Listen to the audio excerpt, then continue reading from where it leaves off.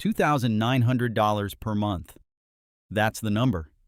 That's what most people imagine when they think about living off dividends. A steady income, no selling assets, just money showing up every month. Sounds simple. Invest enough, collect the income, live your life. But here's the problem. If you're starting with small money, this strategy doesn't work. Not because dividends are flawed, but because your scale is too small to produce meaningful output. And this is where most people get misled. They focus on better stocks, higher yields, faster strategies, instead of asking the real question, how much capital do I actually need? Because the difference between $10,000 invested and $300,000 invested is not incremental. It's everything. At small numbers, dividends feel invisible. At the right scale, they start replacing real expenses. So in this video, we're going to break this down clearly. No hype, no shortcuts, just the math behind. What it really takes to generate $2,900 per month. The fastest ways to get there. And why most people misunderstand this strategy completely. Because living off dividends is real, but only if you understand how the system actually works. If you enjoy understanding how money really works behind the surface, take a second to like the video and subscribe. And stay until the end, because once you see these numbers clearly, your entire strategy changes.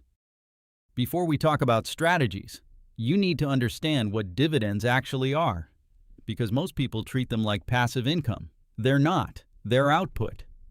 When you buy a stock, you're not just buying a ticker, you're buying a share of a business.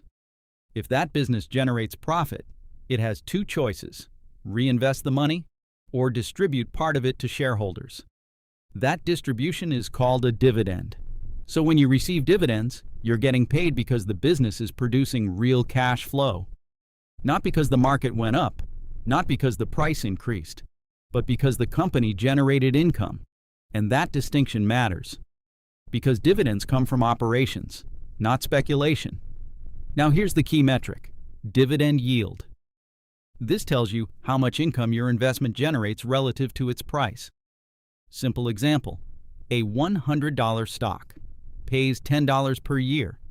That's a 10% yield. But here's what most people miss.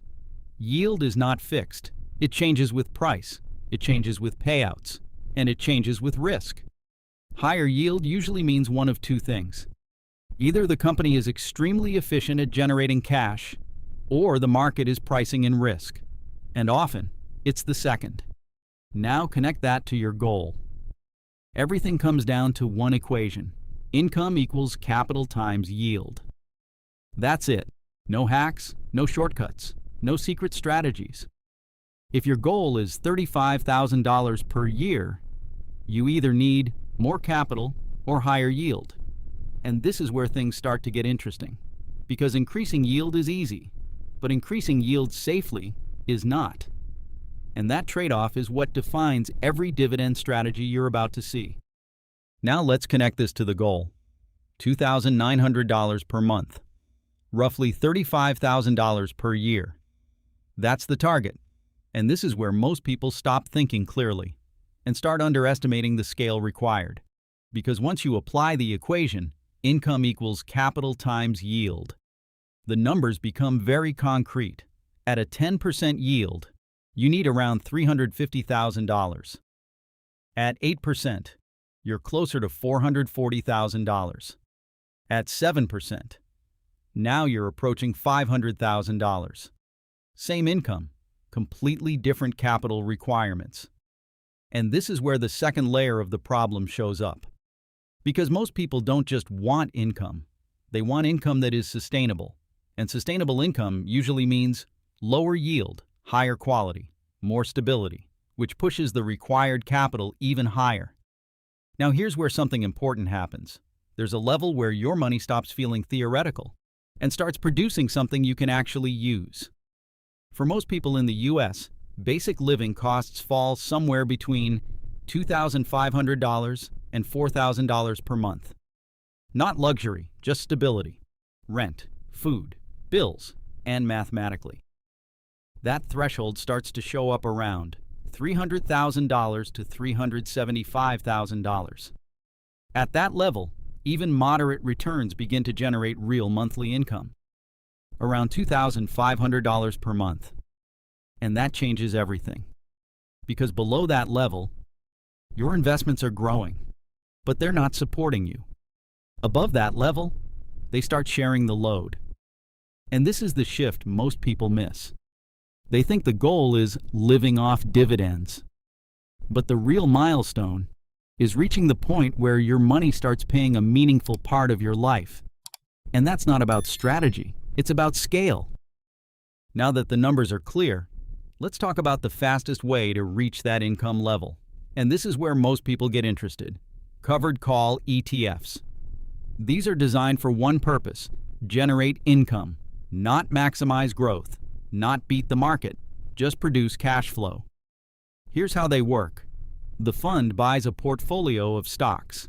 Then it sells call options on those same stocks. In simple terms, it agrees to sell those stocks at a certain price in the future, in exchange for a premium today. That premium becomes income, and that income gets distributed as dividends, which is why these funds often show yields around 10% to 12%, significantly higher than traditional dividend stocks. Now run the math. If you're targeting approximately $35,000 per year at a 12% yield, you need roughly $290,000. Even at slightly lower yields, you're still in that $280,000 to $310,000 range. And that's why this strategy is often presented as the fastest path, because it reduces the capital required. But here's the part that gets overlooked. You're not getting that yield for free. You're giving something up. When you sell call options, you limit your upside. If the market rises strongly, the fund may have to sell positions early, which caps your gains. At the same time, if the market declines, your income can drop and your principal can fall. So what you're really doing here is trading long-term growth for immediate income, and that can work, but only if you understand the trade-off. Because this is not compounding at full speed, it's extracting income from the system. The second path is different. Less financial engineering, more real-world cash flow. REITs, real estate investment trusts. Instead of owning stocks of operating companies, you're owning income-producing properties, office buildings, apartments, shopping centers, warehouses. These entities collect rent, cover expenses, and distribute most of the remaining income to investors. That's why REITs tend to offer higher yields than traditional stocks, typically in the range of 8% to 10%, sometimes higher. Now apply the same math. If your target is approximately $35,000 per year, at a 10% yield, you're looking at roughly $320,000, very similar to the previous strategy. But the source of income is different. Here, your income is tied to real assets, tenants paying rent, leases generating cash flow, which creates a different kind of stability. And in many cases, a more consistent payout schedule. Some REITs even distribute monthly income, which makes the cash flow feel more predictable. But again, there's no free version of this, because REITs are highly sensitive to the economy.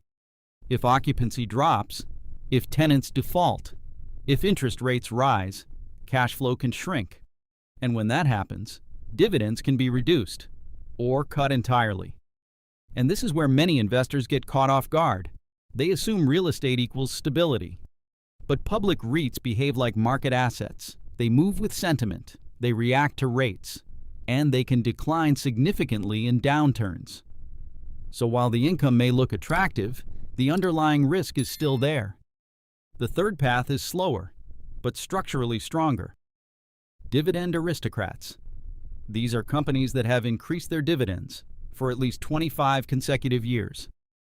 Not just paying, increasing. Through recessions, through market crashes, through different economic cycles. Which tells you something important. These are not just high-yield companies. They are durable businesses. Large, established, consistently profitable. And because of that, Their yields are lower, typically around 6% to 7%, sometimes even less. Now apply the same math. If your goal is approximately $35,000 per year, at a 7% yield, you're looking at roughly $500,000, significantly higher than the previous strategies. And that's the trade-off. You're not maximizing income today. You're prioritizing stability over time. Because these companies don't just pay dividends, they grow them, which means your income can increase without you adding more capital. And that changes the dynamic. Instead of extracting income from the system, you're letting the system expand. Now there's another advantage here. These companies tend to be more resilient during downturns. They still fluctuate, they still decline, but their underlying cash flow is more stable, which reduces the probability of sudden dividend cuts. But again, there's no shortcut. Lower yield means more capital required, and more time to reach that level. So this approach is not about speed, it's about durability. And for many investors, that trade-off makes more sense in the long run. At this point, the strategies are clear, the math is clear, the yields are clear. So naturally, most people think, now I just need to choose the right one. But that's not the real problem, because none of these strategies work if you never reach the capital required. And that's where almost everyone gets stuck. They focus on which ETF to buy, which REIT has the highest yield, which stock pays the best dividend. Instead of focusing on the one variable that actually moves the needle, capital. Because below a certain level, your portfolio simply doesn't produce enough output. Let's make this real. If you have $10,000 invested, even at a very high 10% yield, you're making $1,000 per year, about $83 per month. That doesn't change your life. Now compare that to $300,000. Same 10%. Now you're making $30,000 per year, about $2,500 per month. Same strategy, same yield. Completely different reality. And this is the gap most people don't see. They think the problem is performance, when the real problem is scale. So they try to fix it the wrong way. They chase higher yields. They take more risk. They look for faster returns. And that's where things usually get worse. Because high yield often comes with hidden risk, unstable payouts, declining assets, or what's known as a yield trap, where the income looks high, but the underlying investment is deteriorating. So instead of moving forward, they lose time, or worse, they lose capital. And this is the shift you need to make. Stop asking, how do I get higher returns? Start asking, how do I build enough capital for returns to matter? Because until you get close to that $300,000 to $375,000 range, the market is not the main driver. You are. Your income, your contributions, your consistency. That's what builds the base. Everything else comes after. So now you can see the full picture. Living off dividends is possible.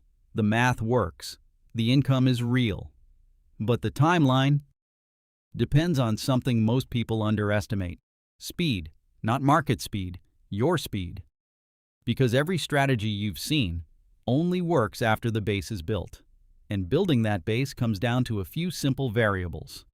First, your income.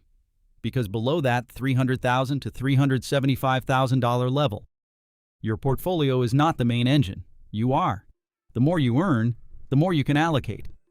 And small increases here have a massive long-term impact. Second, consistency. Not investing when you feel like it, not waiting for the right moment, but treating your investments like a fixed obligation. Something that happens every month, regardless of the market. Because consistency builds the base, and the base is what unlocks everything else. Third, reinvestment, especially early on. Because in the beginning, dividends are not income, they are fuel. Every dollar you reinvest increases your future output and accelerates your timeline. And this is where the real shift happens. At some point, your portfolio stops feeling like numbers on a screen and starts behaving like income. Not fully replacing your life, but supporting it, reducing pressure, creating flexibility. And that's the milestone that actually matters. Not financial freedom as an abstract idea, but the moment your money starts sharing the burden, because from there, everything accelerates. So if this gave you a clearer picture of how dividend income actually works, take a second to like the video and subscribe. It helps the channel reach more people trying to understand the same thing. Now I want to hear from you. What's your current number?